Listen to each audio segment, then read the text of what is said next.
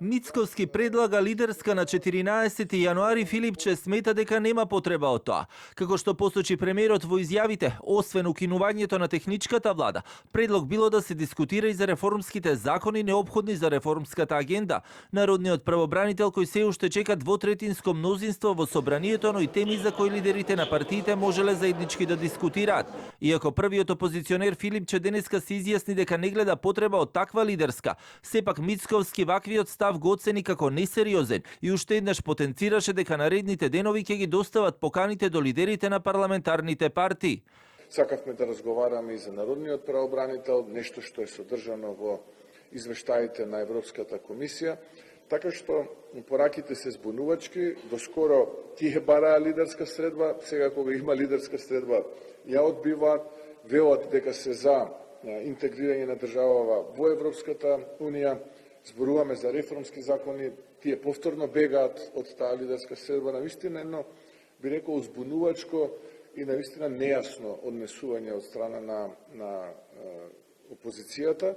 Лидерот на СДСМ Венко Филипче пак одлуката да не учествува на лидерската ја темелеше на, како што рече, немањето потреба за измени во законот за влада, односно не гледа причина за укинување на техничката влада и обвини дека актуелната узурпирала се и ставила рака на, како што рече, сите општествени сфери и пори. Средба со криминалци нема да има. Нема средба за техничката влада. Мицковски е во тесно, му се брза и бара аливи за распишување на предвремени избори. Ова што се случува е сценарио кое што е смислено уште лани, кое јас и СДСМ го разоткривме и јавно го говориме повеќе од 2 месеци. Предвремени избори па мигранти за пари. Нема пари во буџетот, власта се брза да превземе мигранти, да земе кредит 6 милиарди евра плюс 20.000 фунти по мигрант, како што пренесува британските медиуми. Владиниот коалицијски партнер Вреди пак ја поздравија иницијативата на Мицковски и велат дека ќе ја чекаат поканата па ќе донесат одлука. Ја поздравуваме иницијативата на премиерот за лидерска средба, влен секогаш отворена за средби кои имаат за цел функционирање на институциите и наоѓање решенија во интерес на граѓаните. Секоја ваква покана или иницијатива која стига на наша адреса, одговорно ќе ја разгледаме и јавноста навремено ќе биде известена.